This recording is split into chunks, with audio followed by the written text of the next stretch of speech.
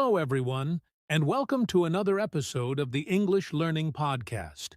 I'm Jason, your host for today's episode. And I'm Julia, your co-host. We're so glad you're here with us.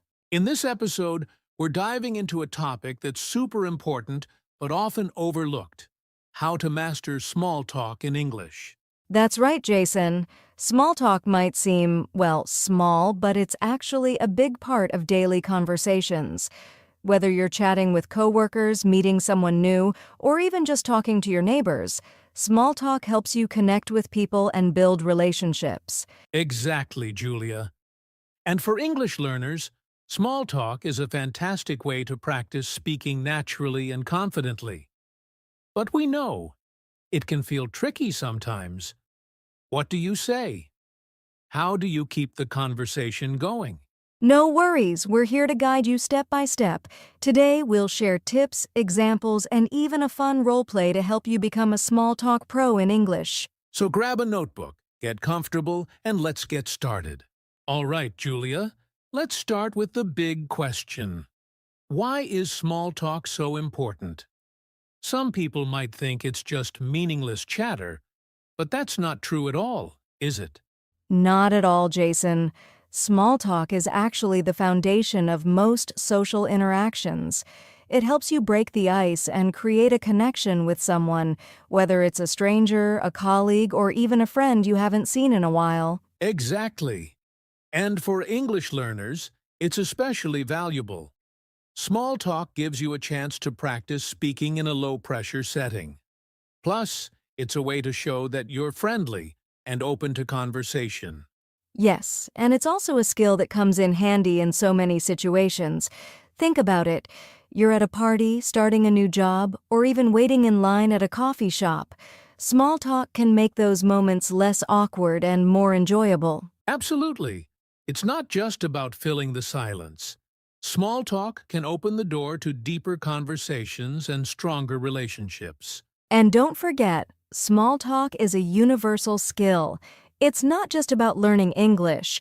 It's about understanding social cues and building your confidence in interacting with others. Well said, Julia. So, whether you're learning English for work, travel, or just everyday life, mastering small talk is a step toward becoming more confident and fluent. And the best part? Small talk topics are simple and universal. We'll get into those in the next section, so stay tuned. Now that we know why small talk is important, let's dive into some common topics. Julia, what's your go-to topic when starting a casual conversation? Well, Jason, you can never go wrong with the weather. It's simple, universal, and everyone has something to say about it. For example, "It's such a sunny day today," or "Wow, it's really cold out, isn't it?" True, the weather is a classic, and it works anywhere in the world.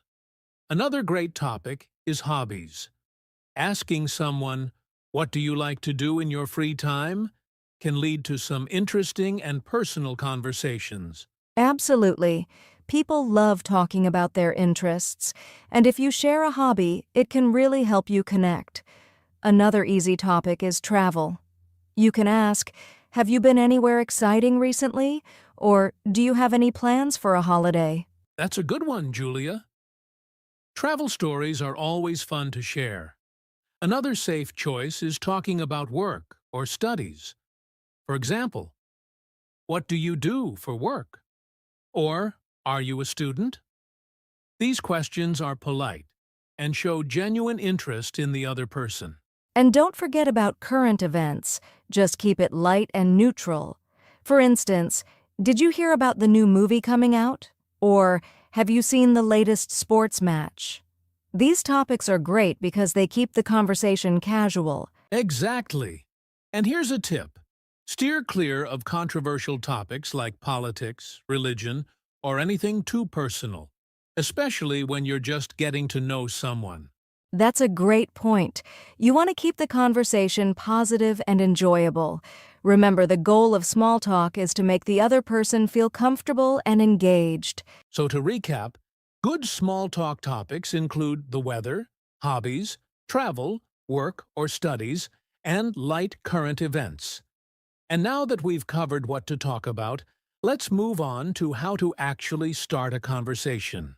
Yes, starting a conversation can feel tricky, but don't worry, we'll break it down step by step in the next section. All right, Julia, we've talked about why small talk is important and some common topics. But now comes the part that many people find challenging. Actually starting a conversation. Where should we begin?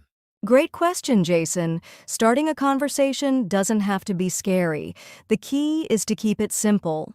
One of the easiest ways to start is with a greeting.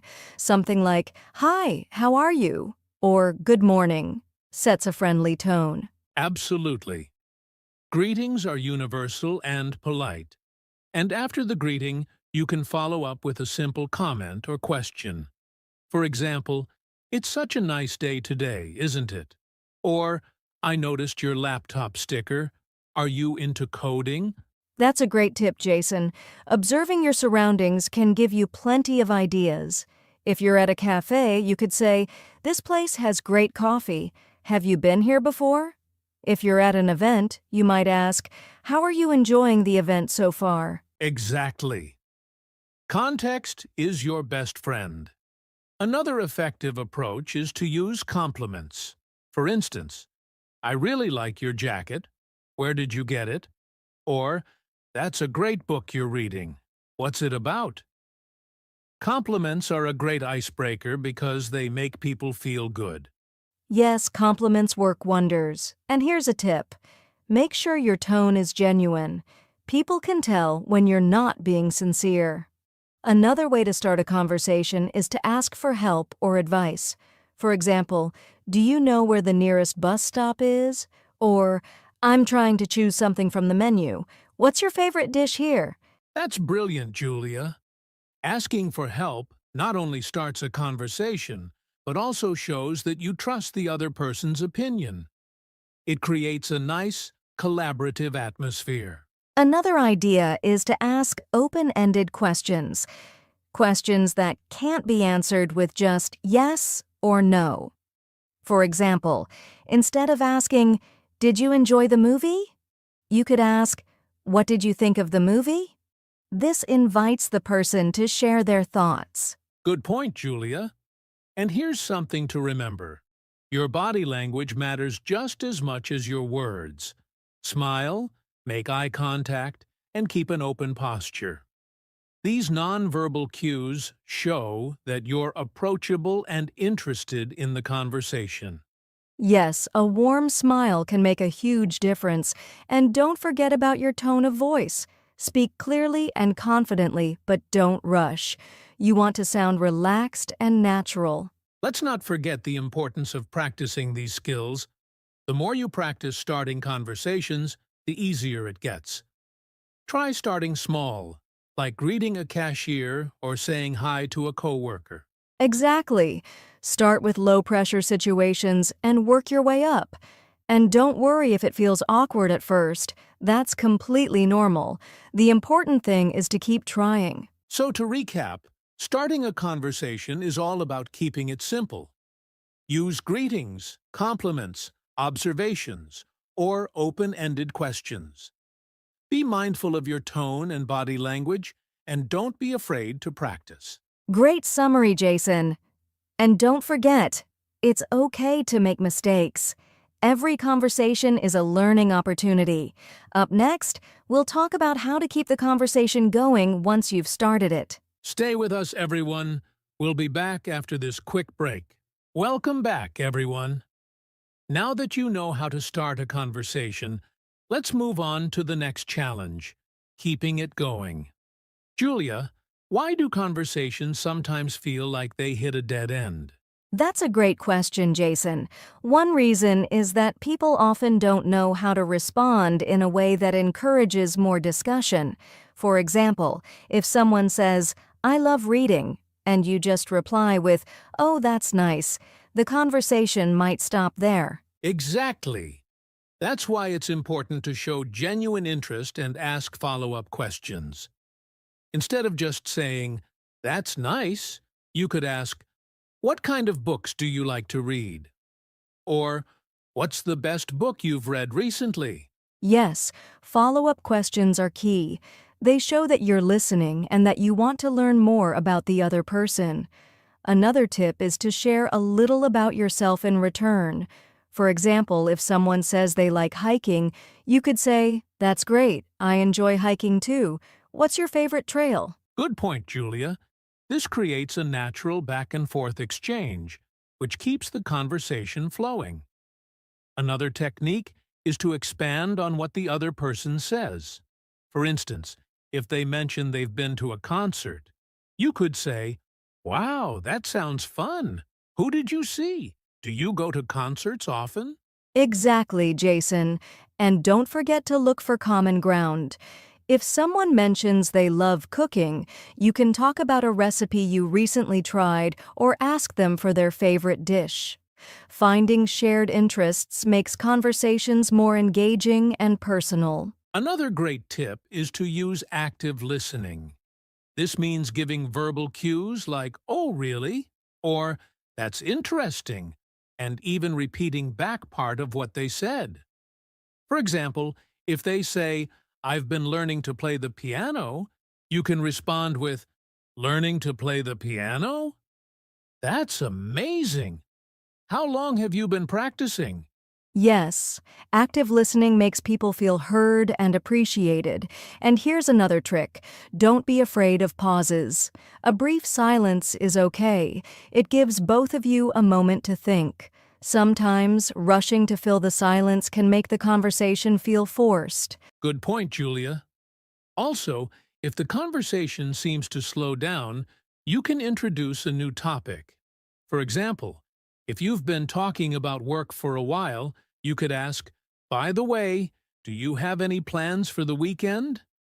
Changing the subject can keep things fresh. Absolutely. And let's not forget about humor. If appropriate, a light joke or funny comment can keep the conversation lively and enjoyable. Just make sure it's friendly and not too personal. Definitely, Julia. And lastly, end the conversation on a positive note if it's wrapping up. Something like, "It was great talking to you. I hope we can chat again soon." Leaving a good impression encourages future conversations. So to sum up, keeping the conversation going is all about asking follow-up questions, sharing your own experiences, actively listening, finding common ground, and introducing fresh topics when needed. Well said, Julia. Remember, conversation is like a dance. It's all about balance and flow. Practice makes perfect. That's right. And speaking of practice, in the next section, we'll do a quick role play to show you how small talk works in real life. Don't go anywhere. Welcome back, everyone. So far, we've covered starting conversations and keeping them going, but let's face it, sometimes things don't go as smoothly as planned. Julia, how do you handle those awkward moments when a conversation doesn't go the way you expect? Oh, Jason, we've all been there. Maybe there's an awkward silence or you say something that doesn't land the way you hoped. The first thing to remember is, don't panic. Awkward moments are normal and happen to everyone. That's so true, Julia. And here's a tip. Acknowledge the awkwardness with a smile or even a light joke. For example, if there's an uncomfortable pause, you could say, "Wow, I think we just broke the record for the longest silence." Humor can break the tension and make everyone feel more relaxed. I love that, Jason. And if you've said something that feels off, don't be afraid to apologize or clarify. For example, "Oh, I didn't mean it that way. What I meant to say was," being honest shows you care about the other person's feelings. Exactly. And if the conversation feels stuck, try changing the topic. You can say something like, "Anyway, I was meaning to ask, do you have any hobbies?" This shifts the focus and gives the conversation a fresh start. Great point. Another way to handle awkward moments is to ask a question. When in doubt, go back to being curious. For instance, "I feel like I've been talking too much. What's your opinion on this?" Questions show interest and help bring the other person back into the conversation. And here's another tip. Don't overthink the awkward moment. Sometimes we worry about it more than the other person does. Just keep things light and move forward. Most people won't even remember it later. That's so true, Jason. Confidence is key. If you stay calm and positive, you'll find that most awkward moments pass quickly. And remember, these moments are a normal part of learning and improving your communication skills. So to summarize, handle awkward moments by staying calm, using humor, apologizing or clarifying when needed, and shifting the conversation with a fresh topic or a question. And most importantly, don't dwell on it. Exactly. Conversations don't have to be perfect. They just need to be genuine. Coming up next, we'll share some final tips to help you master small talk with confidence. Stay with us, everyone. We're almost at the finish line. Welcome back, everyone. Now that we've discussed how to start conversations, keep them going, and handle awkward moments, let's talk about the final piece of the puzzle. Practice. Julia, why is practice so important when it comes to small talk? Great question, Jason. Practice is the key to building confidence and improving your skills. Just like learning a new sport or instrument, the more you practice small talk, the more natural it will feel. That's such a good point. And the best part is, you can practice anywhere. Start with small, low-pressure interactions. For example, greet your neighbor, ask the cashier how their day is going, or chat with a coworker about their weekend. Exactly. These everyday conversations are like mini practice sessions. And don't worry if it feels awkward at first. Every conversation helps you get better. You'll start to notice what works and what doesn't. Another tip is to set small goals for yourself. For instance, you could aim to talk to one new person each day or ask 3 open-ended questions in a single conversation. Setting goals makes practice more intentional. I love that idea, Jason. And if you're not sure where to start, role-playing with a friend or even practicing in front of a mirror can help. You can also use language learning apps or join conversation groups to get more comfortable. Yes, and podcasts like this one are a great way to practice listening and pick up useful phrases. Pay attention to how people start and maintain conversations, and try using those techniques yourself. Another idea is to keep a journal of your experiences. Write down what you tried, what worked, and what didn't. Reflecting on your progress helps you identify areas to improve and builds your confidence over time. That's a fantastic suggestion, Julia. And remember, it's okay to make mistakes. Mistakes are part of learning. The important thing is to keep going and not let one awkward conversation discourage you. Exactly. The more you practice, the more comfortable you'll become. Over time, you'll find that small talk feels less like a challenge and more like a natural part of your day. So to wrap up, practice small talk wherever you can, at home, at work, or in public.